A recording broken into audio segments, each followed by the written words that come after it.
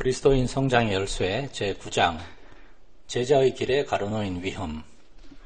돌이켜보면 젊어서는 열심히 주님을 따르다가 지금은 주님과 동행하는 삶을 살고 있지 않는 사람이 있음을 보게 됩니다. 그만큼 제자의 길은 장애물과 위험이 가득한 길임에 틀림없습니다. 우리의 대적 사탄은 결코 만만한 상대가 아닙니다. 우리 자신의 힘으로는 대적할 수가 없는 강적입니다. 그는 쉬지 않고 우리를 유혹하고 공격하며 온갖 수단과 방법을 가리지 않고 다 동원하여 우리의 성장을 방해합니다. 미리 알고 대비하는 것이야말로 최선의 방책입니다. 우리의 영적 삶 가운데 언제 나타날지 모를 위험 신호를 잘 감지해야 합니다. 이것은 아무리 강조해도 지나치지 않습니다. 이 장애에 소개한 예들 가운데 어떤 것은 나 개인의 가슴 아픈 경험에서 나온 것이며 어떤 것은 사탄의 올무에 걸린 사람들의 삶에서 나온 것들입니다. 아무도 제자의 길을 가다가 넘어져 고통당하지 않기를 기도하는 마음으로 이 글을 씁니다. 내 친구 한 사람은 일주일에 하루 저녁은 시내에 있는 버스 차고로 가서 그곳 정비공들에게 그리스도를 전파했습니다. 이러한 수고의 결과로 그들 가운데 많은 사람이 주님을 알게 되었습니다. 그러나 얼마 후 누군가가 그 친구는 육신적인 힘과 노력으로 그런 일을 하고 있다고 비난했습니다. 그 말을 듣고 나서 나는 다른 친구인 스킵에게 그러한 비난에 대하여 어떻게 생각하느냐고 물었습니다. 스킵은 당치도 않은 말이라고 잘라 말했습니다. 나도 같은 생각이었습니다. 분명 우리는 부지런히 지속적으로 그리고 규칙적으로 복음을 전거해야 합니다. 육신의 행위. 그러나 여기서 짚고 넘어가야 할 중요한 점이 있습니다. 실제로 육신의 힘과 동기를 가지고 주님의 일을 할 수도 있다는 것입니다. 이 같은 일은 사람에게 잘 보이려고 지나치게 애쓸 때 자주 나타납니다. 사람을 기쁘게 한다란 말은 신약 성경만큼이나 오래된 말로서 사도 바울은 다음과 같이 말합니다. 종들아 두려워하고 떨며 성실한 마음으로 육체의 상전에게 순종하기를 그리스도께 하듯 하여 눈가림만 하여 사람을 기쁘게 하는 자처럼 하지 말고 그리스도의 종들처럼 마음으로 하나님의 뜻을 행하여 단 마음으로 섬기기를 주께 하듯 하고 사람들에게 하듯 하지 말라. 에베소서 6장 5절로 7절.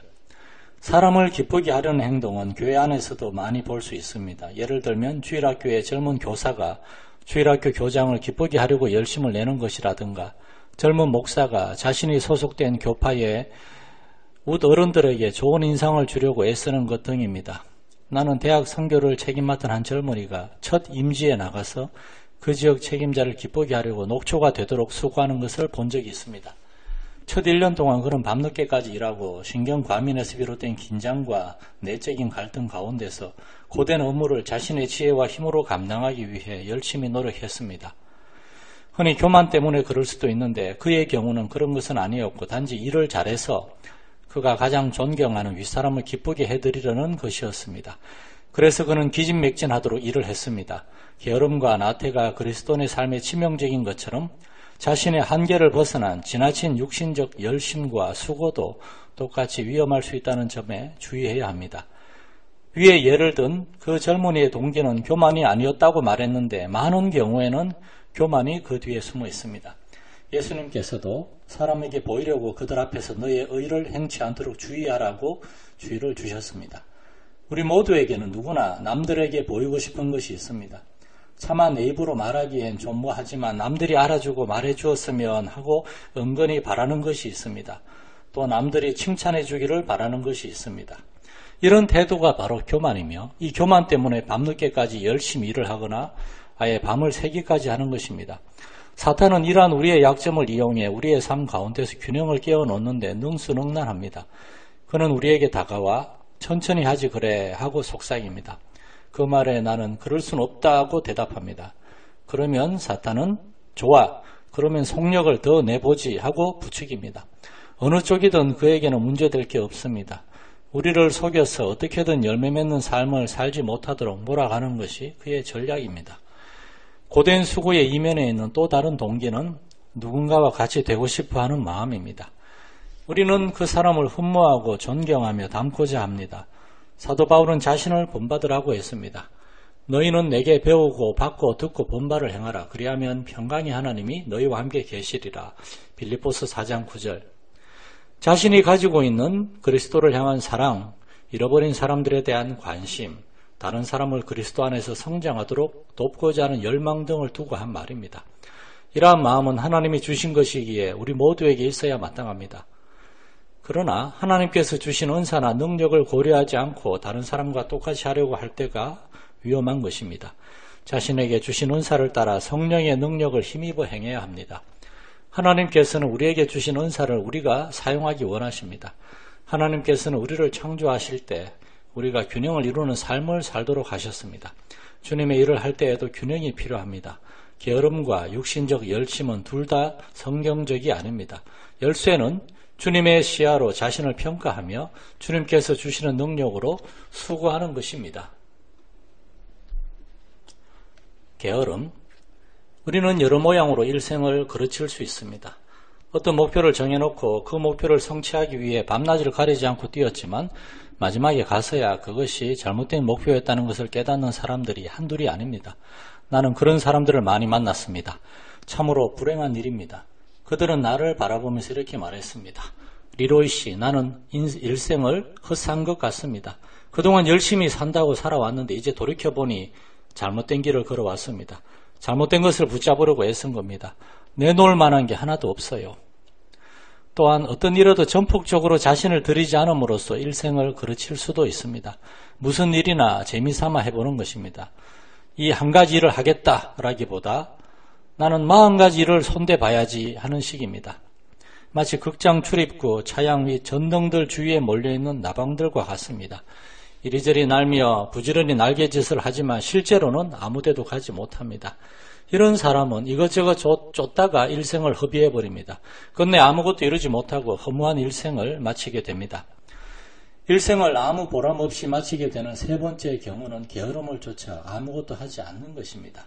누구에게나 게으른 속성이 있기 때문에 성경은 이 게으름과 관련하여 많은 교훈을 주고 있습니다. 하지만 지금이라도 잘못된 길에서 돌이켜 진리를 따라 올바른 길을 가기 원하는 자들에게 성경에서는 놀라운 약속을 해주고 있습니다. 이 하나님은 영영이 우리의 하나님이시니 우리를 죽을 때까지 인도하시리로다. 시편 48편 14절. 당신이 올바른 길에서 벗어나 있습니까? 하나님께서는 자신의 완전하신 뜻 가운데로 당신을 인도해 주시겠다고 약속하십니다. 이 일도 해보고 저 일도 해보는 식으로 삶을 허비해 왔습니까? 하나님께서는 완전한 길로 나아가도록 지도해 주시겠다고 약속하십니다. 너는 마음을 다하여 여호와를 의뢰하고 내 명철을 의지하지 말라. 너는 범사에 그를 인정하라. 그리하면 내 길을 지도하시리라. 잠언 3장 5절 6절. 그러나 게으르고 나태한 사람에게는 무서운 경고가 있을 뿐입니다. 사실 잠언에는 이와 연관된 교훈이 참 많이 있습니다. 게으른 자여 개미에게로 가서 그 하는 것을 보고 지혜를 얻으라. 개미는 투령도 없고 간역자도 없고 주권자도 없으되 먹을 것을 여름 동안에 예비하며 추수 때에 양식을 모으느니라. 게으른 자여 내가 어느 때까지 눕겠느냐. 내가 어느 때에 잠이 깨어 일어나겠느냐. 좀 더 자자, 좀 더 졸자, 손을 모으고 좀 더 눕자 하면 내 빈궁이 강도같이 오며 내 곰핍이 군사같이 이르리라. 잠언 6장 6절로 11절. 이 교훈은 매우 단순합니다. 즉 게으르면 재앙을 당한다는 것입니다. 개미가 장래를 대비해 일을 하지 않는다면 굶어 죽게 되는 것처럼 말입니다. 하나님께서는 장래 문제로 마음 졸이며 불안해하는 것은 꾸짖으시지만 현명하게 앞을 내다볼 줄 아는 것은 칭찬하십니다. 열심히 일하는 것은 미덕으로 그리고 있지만 게으름은 악덕이라고 말하고 있습니다. 예수님께서는 달란트를 묻어두는 사람을 게으를 뿐만 아니라 악하다고 말씀하십니다. 나 역시 영적인 영역에서 게으름이 끼치는 해독을 보아왔습니다. 하나님의 말씀에 깊이 거하는 사람을 존경하기는 하지만 그 자신은 말씀을 공부하려고 하지 않는 사람이 있었습니다. 그리스도의 말씀으로 마음을 가득 채운 사람과의 교제는 즐기지만 정작 자신은 성경을 암송하기 위한 대가는 치러려 하지 않았습니다. 풍성한 기도 응답을 받은 간정을 듣고 감동은 하지만 자신은 기도에 힘쓰지 않았습니다. 그 사람은 잠언 21장 25절 말씀의 산 증인입니다. 게으른 자의 정욕이 그를 죽이나니 이는 그 손으로 일하기를 싫어함이니라. 하나님께서는 소돔의 죄로 교만함, 풍족함, 태평함, 남을 도와주지 않음 등 여러 가지를 드셨는데 그 중에 하나가 태평함입니다. 당신이 만일 게으름이라는 함정에 빠져 있는 것을 깨닫고 거기서 벗어나고자 한다면 두 가지 방법이 있습니다. 한 가지 방법은 잠언에서 게으름에 대해 경책하고 있는 말씀을 한두 구절 암송하는 것입니다. 이렇게 하면 성령께서는 하루 종일 그 교훈을 생각나게 해주실 것입니다. 또 한 가지 방법은 게으름의 죄에서 구해주시도록 계속적으로 하나님께 기도하는 것입니다. 게으름은 당신의 일생을 망칩니다. 우매자는 손을 거두고 자기 살을 먹느니라. 전도서 4장 5절. 혀. 우리 몸의 지체는 문제를 일으키기가 정말 쉽습니다. 보지 말아야 할 것을 보기도 하고 듣지 말아야 할 것을 듣기도 합니다. 가지 말아야 할 곳에 발이 가 있을 때도 있고 해서는 안 되는 일을 손이 저지르는 경우도 있습니다. 그러나 눈, 귀, 손, 발 등 모든 지체 중에서 그 무엇보다도 주의해야 할 것은 혀입니다. 대학 1학년 때의 일입니다. 교수님 한 분이 우리에게 야고보서 3장 5절 6절을 외우도록 했습니다. 이와 같이 혀도 작은 지체로 돼 큰 것을 자랑하는도다. 보라, 어떻게 작은 불이 어떻게 많은 나무를 태우는가. 혀는 곧 불이요 불의의 세계라. 혀는 우리 지체 중에서 온 몸을 더럽히고 생의 바퀴를 불사르나니 그 사르는 것이 지옥불에서 나느니라. 당시에는 그분의 의도를 잘 이해할 수 없었지만 해가 감에 따라 이해가 되었습니다. 혀가 일으킬 수 있는 문제를 경고해 주고자 함이었던 것입니다. 2학년을 마친 후 여름 방학 때 캘리포니아에서 열린 수련회에 참석했습니다.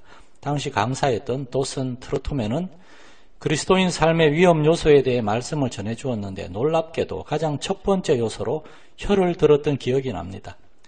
최근에 나는 아프리카에 가 있는 선교사 가족으로부터 편지를 한 통 받았는데 부인은 편지를 붙이기가 어려웠다고 말했습니다.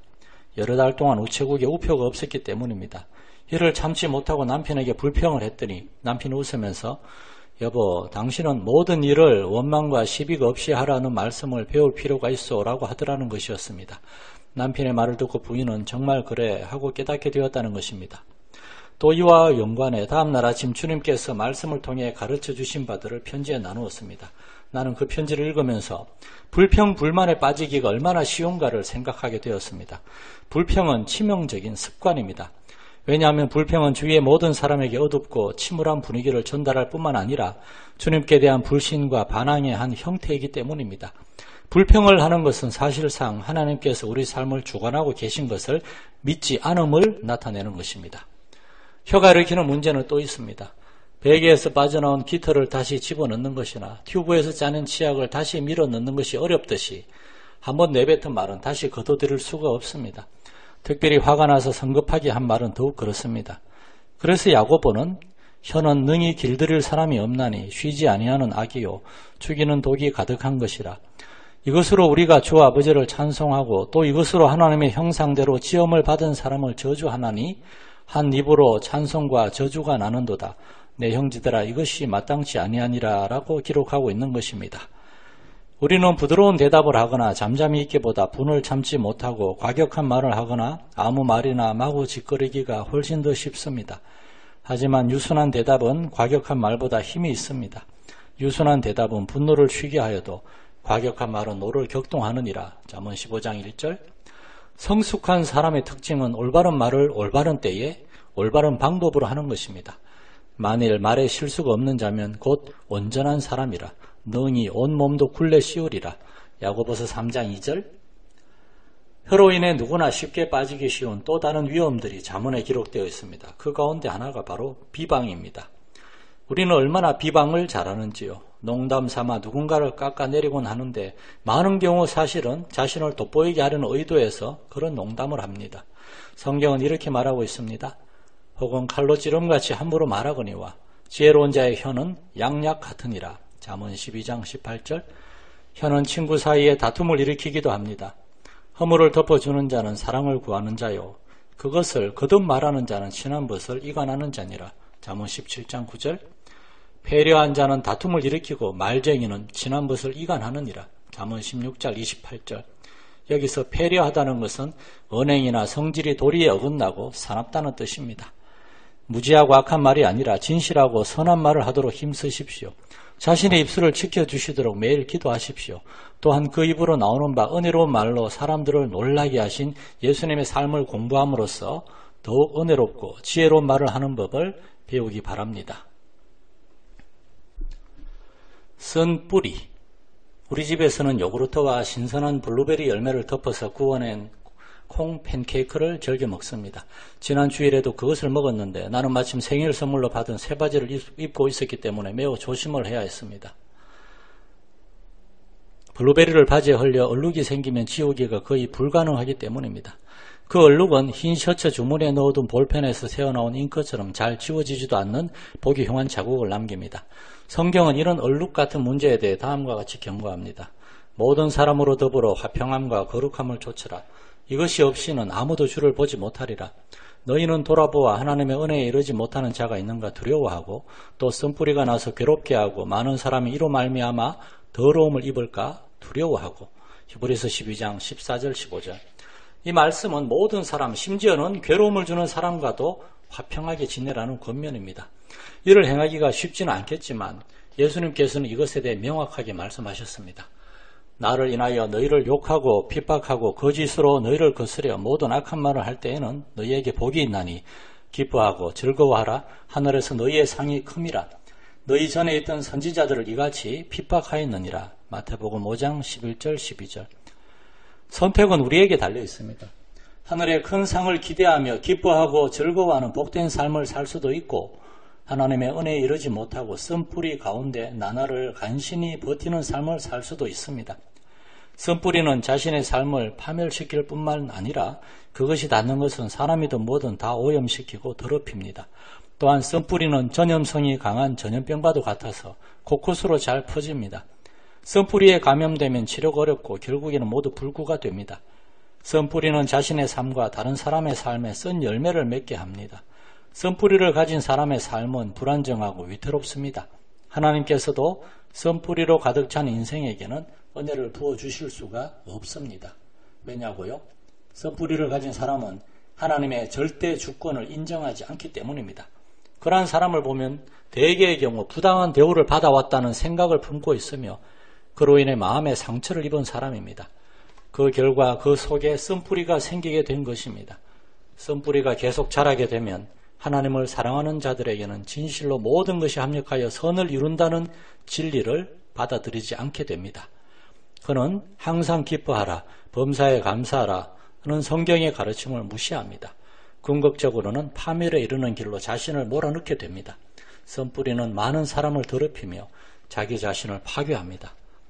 아마 당신도 이런 비슷한 경험을 해보았을 것입니다. 어떤 사람이 불친절하고 사려 깊지 못하고 심술궂어서 당신의 감정을 몹시 상하게 하는 말이나 행동을 했다고 합시다. 그럴 때 상대방에 대해 분개하는 마음을 품거나 나쁜 생각을 마음속에 꾹 눌러 담아두지 마십시오. 그것이 쓴뿌리로 자라지 못하게 하십시오. 그 사람에게 가서 서로 터놓고 이야기하십시오. 그를 용서하십시오. 잊어버리십시오. 이제 상처투성이인 과거는 죄다 잊고 온전히 깨끗한 새로운 미래를 맞이하십시오. 그 미래에서 다시 새로운 삶을 시작하십시오. 그래야 하나님께서 베푸시는 한없는 은혜를 충만히 누리도록 하십시오. 그렇지 않으면 결국 쓴뿌리의 희생물이 될 수밖에 없습니다. 쓴뿌리에게 저 패배자가 되지 말고 승리자가 되십시오. 예수님의 말씀을 기억하십시오. 내 형제가 죄를 범하거든 가서 너와 그 사람과만 상대하여 권고하라. 만일 들으면 내가 내 형제를 얻은 것이요. 마태복음 18장 15절. 고난. 감남산 우편 기슭에 위치한 겟세마네 동산에 올라서면 마음이 정말로 숙연해집니다. 그곳은 2000년도 더 된 올리브 나무들이 서 있는 아름다운 곳이지만 당신을 압도하는 것은 그 아름다움이 아니라 그곳에서 일어났던 역사적인 사건일 것입니다. 겟세마네란 말은 올리브유를 짜는 틀이라는 의미인데 두 개의 커다란 둥글고 거친 돌 사이에 올리브를 넣고 갈아 기름이 흘러나오도록 만든 맷돌과 비슷한 것으로서 돌의 무게로 큰 압력을 올리브에 가하게 됩니다. 그 동산에서 예수님께서 겪으신 고통과 괴로움을 생각해보면 그분이 받으셨던 그 엄청난 압력이 육체적인 것이라기보다는 정신적인 것이었다는 것을 알 수 있을 것입니다. 베드로와 요한과 야고보를 데리고 기도 장소로 가시면서 고민하고 슬퍼하사 내 마음이 심히 고민하여 죽게 되었으니 너희는 여기 머물러 나와 함께 깨어있으라고 말씀하셨습니다. 예수님께서는 힘쓰고 애써 더욱 간절히 기도하셨고 땀이 땅에 떨어지는 데 핏방울같이 되었습니다. 예수님께서 겪으신 정신적 고통과 압력은 역사상 유례가 없는 유일무이한 것이었습니다. 주님을 따르는 사람들도 이 같은 고난과 압력을 맛보게 될 것입니다. 베드로는 사랑하는 자들아 너희를 실현하려고 오는 불시험을 이상한 일 당하는 것 같이 여기지 말고 라고 가르쳤으며 바울도 그리스도를 위하여 너희에게 은혜를 주신 것은 다만 그를 믿을 뿐 아니라 또한 그를 위하여 고난도 받게 하심이라고 했고 예수님께서도 요한복음 16장 33절에서 이것을 너희에게 이르면 너희로 내 안에서 평안을 누리게 하려 함이라. 세상에서는 너희가 환난을 당하나 담대하라. 내가 세상을 이겨노라고 말씀하셨습니다. 이 같은 고난을 우리는 어떻게 다루어야 하겠습니까? 무엇을 해야 하겠습니까? 첫째로 고난을 담대하게 견디어 나가려는 결심이 있어야 합니다. 겟세마네 동산에서의 고통이 있기 훨씬 전에 주님께서는 많은 고난을 겪고 죽임을 당할 것을 제자들에게 가르치셨으며 예루살렘을 향하여 올라가기로 굳게 결심하셨습니다. 그리고 때가 이르자 주님께서는 단호하게 예루살렘을 향하여 올라가셨습니다. 즉 예수님께서는 그 일을 끝까지 이루시기로 결심을 하셨던 것입니다. 예수께서 12제자를 데리시고 이르시되 보라 우리가 예루살렘으로 올라가노니 선지자들로 기록된 모든 것이 인자에게 응하리라. 누가복음 18장 31절. 둘째로 하나님의 뜻에 헌신해야 합니다. 예수님께서는 내 원대로 마옵시고 아버지의 원대로 되기를 원하나이다 라고 기도하셨습니다. 그 무엇보다도 간절한 기도가 있어야 합니다. 예수님께서도 간절하게 기도하셨다고 기록되어 있습니다. 예수께서 힘쓰고 애써 더욱 간절히 기도하시니 누가복음 22장 44절. 셋째로 우리가 당하는 시련과 고난과 압력에 대한 현실적인 이해가 있어야 합니다. 이에 대해 바울은 우리가 짐진 것 같이 탄식한다라고 했습니다. 이 탄식은 무거운 짐에 짓눌려 나오는 비탄의 신음소리입니다. 우리의 삶에 닥치는 고난과 역경이 실제로 무거운 짐이라는 사실을 인식하는 것이 필요합니다. 그렇지 않다고 애써 부인해봐야 아무 소용이 없습니다. 단지 그리스도인이기 때문에 고난이 없을 것이라는 생각은 잘못된 것입니다. 결코 사실이 아닙니다. 사실은 그리스도인이기 때문에 오히려 고난이 있다는 것입니다. 그러나 우리의 고난은 하늘나라의 관점에서 바라보아야 합니다. 우리의 잠시 받는 환난에 경한 것이 지극히 크고 영원한 영광에 중한 것을 우리에게 이루게 함이니 우리의 돌아보는 것은 보이는 것이 아니요 보이지 않는 것이니 보이는 것은 잠깐이요 보이지 않는 것은 영원함이니라. 고린도후서 4장 17, 18절. 예수님께서는 지금 하늘에 우리의 영원한 처소를 예비하고 계십니다. 하늘나라에 우리를 기다리고 있는 영원한 집이 있습니다. 이러한 산 소망을 주신 하나님께 감사하십시오. 소망이 있을 때 삶도 의미와 목적을 지니기 때문입니다. 독일의 유대인 포로 수용소에서 마지막까지 살아남았던 사람들은 끝까지 희망의 끈을 놓지 않았던 사람들이었다고 합니다. 희망을 잃는 순간 생명도 메말라 버렸습니다. 베드로는 다음과 같이 말했습니다. 찬송하리로다. 우리 주 예수 그리스도의 아버지 하나님이 그 많으신 긍휼대로 예수 그리스도의 죽은 자 가운데서 부활하심으로 말미암아 우리를 거듭나게 하사 산 소망이 있게 하시며 썩지 않고 더럽지 않고 쇠하지 아니하는 기업을 있게 하시나니 곧 너희를 위하여 하늘에 간직하신 것이라. 너희가 말세에 나타내기로 예비하신 구원을 얻기 위하여 믿음으로 말미암아 하나님의 능력으로 보호하심을 입었나니 그러므로 너희가 이제 여러 가지 시험을 인하여 잠깐 근심하게 되지 않을 수 없었으나 오히려 크게 기뻐하도다. 너희 믿음의 시련이 불로 연단하여도 없어질 금보다 더 귀하여 예수 그리스도에 나타나실 때에 칭찬과 영광과 존귀를 얻게 하려 함이라. 예수를 너희가 보지 못하였으나 사랑하는도다. 이제도 보지 못하나 믿고 말할 수 없는 영광스러운 즐거움으로 기뻐하니 믿음의 결국 곧 영혼의 구원을 받음이라. 베드로전서 11장 3절로 9절. 고난은 그리스도인이건 아니건 상관없이 누구에게나 찾아오는 삶의 현실입니다. 차이가 있다면 그리스도인에게는 보이지 않는 도움의 손길이 있다는 것입니다. 바로 하나님의 보배로운 약속들과 성령입니다. 하나님의 약속들은 우리를 언제나 견고하게 붙들어 줍니다. 또한 성령께서는 하나님의 약속들이 우리 안에서 살아 움직이게 하시며 그 약속들을 이루어 가십니다. 이 얼마나 든든합니까? 즐겨 부르는 찬송가 하나가 생각납니다. 죄짐 맡은 우리 구주 어찌 좋은 친구인지 걱정 근심 무거운 짐 우리 주께 맡기세. 근심 걱정 무거운 짐 아니진 자 누군가. 피난처는 우리 예수 주께 기도드리세. 어떻게 예수님이 우리의 친구와 피난처가 될 수 있느냐고요? 예수님께서도 고난을 당해 보셨기 때문에 우리를 능히 도우실 수 있습니다. 그리고 친히 고난과 시련을 겪으셨기 때문에 우리가 겪는 고난과 시련의 어려움을 아시고 능히 도와주실 수 있습니다. 히브리서 2장 18절 현대어 성경. 그는 육체에 계실 때에 자기를 죽음에서 능히 구원하실 이에게 심한 통곡과 눈물로 간구에 손을 올렸고 그의 경외하심을 인하여 들으심을 얻었느니라. 그가 아들이시라도 받으신 고난으로 순종함을 배워서 온전하게 되었은즉 자기를 순종하는 모든 자에게 영원한 구원의 근원이 되시고 히브리서 5장 7절로 9절. 선교사들도 때로는 무거운 마음의 짐과 스트레스를 감당하지 못해서 귀국해야만 할 때가 있습니다. 뿐만 아니라 수많은 사람들이 이것 때문에 직장을 그만두기도 합니다. 또 이것 때문에 술에 빠지고 마약에 손을 대기도 합니다. 이런 짐과 스트레스는 수많은 사람들의 꿈과 포부를 꺾고 그들을 절망의 어두운 골짜기로 내모는 악한 과도 같습니다. 성경에서는 그것을 여러 가지 이름으로 부릅니다. 환난, 고통, 고생, 고난 등등 어느 것도 듣기 좋은 말은 아닙니다. 보통 사람들은 이것을 바라보기만 할 뿐 직접 부딪히려고는 하지 않습니다. 하지만 우리 삶에 불쑥 침입하여 우리를 회방하고 힘들게 하는 이 악한을 나쁘게만 보아서는 안 됩니다. 실제로는 우리를 하나님의 존전으로 인도하기 위해 하나님께서 보내신 변장한 천사일 수도 있습니다. 주님께서는 우리의 무거운 짐을 주님께 가지고 나오기를 원하십니다. 주님께서는 그 짐을 해결할 수 있는 해결책을 가지고 계십니다. 주 하나님께서는 우리의 짐을 져 주시겠다고 약속하셨습니다. 날마다 우리 짐을 지시는 주님을 찬양합시다. 과거의 얽매임. 예루살렘 외곽에 있는 나그네의 묘지에서 올려다보면 대제사장 가야바의 저택이 보입니다. 나그네의 묘지는 원래 토기장의 밭이었습니다. 유다는 예수님께서 사형 판결을 받으시는 것을 보고 스스로 뉘우쳐 예수님을 팔아서 받은 은 30을 대제사장들과 장로들에게 도로 갖다 주었으나 그들은 받지 않았고 유다는 그 돈을 성소에 던져놓고 물러가서 스스로 목매어 죽었습니다.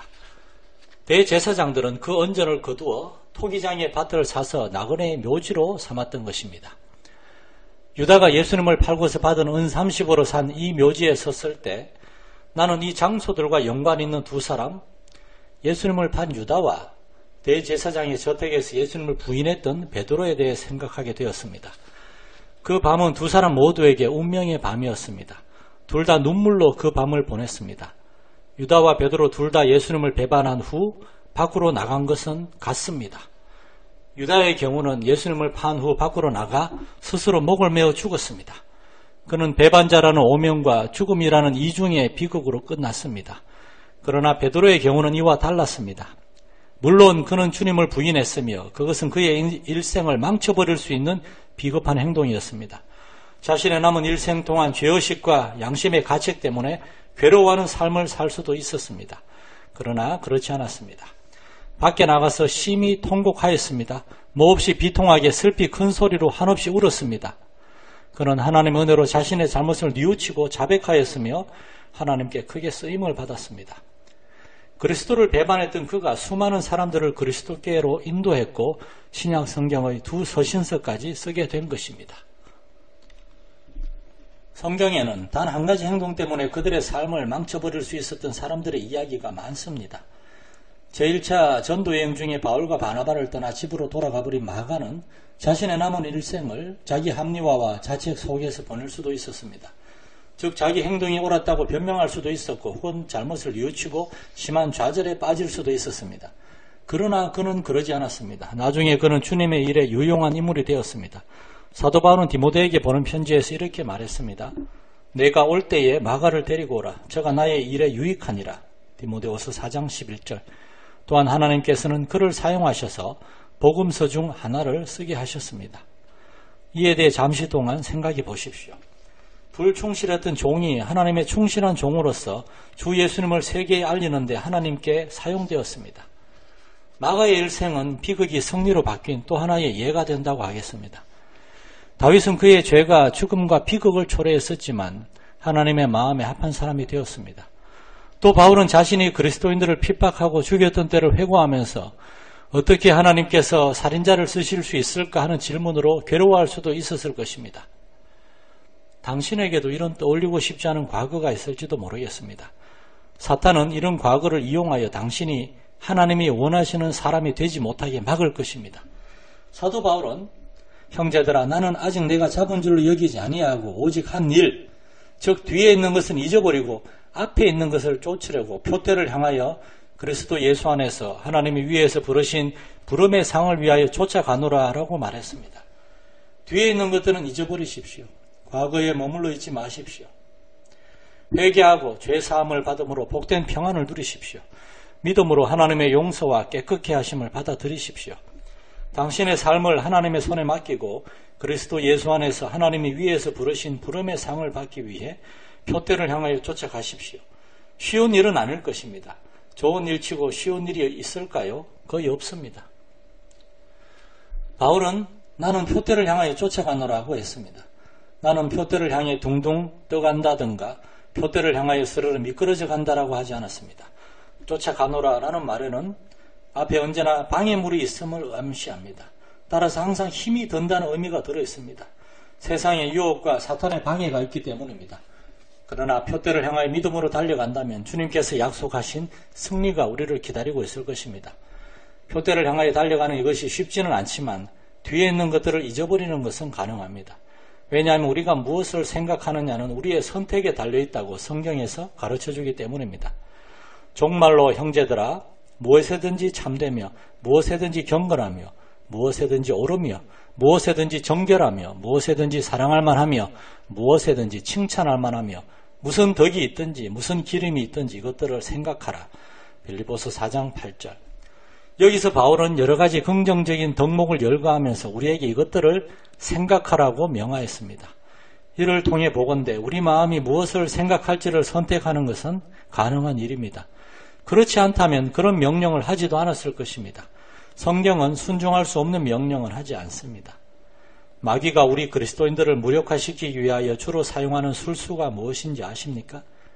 그 중 하나가 바로 이미 지나가 버린 일에 대한 후회와 가책에 빠져 거기에서 헤어나오지 못하게 하는 것입니다.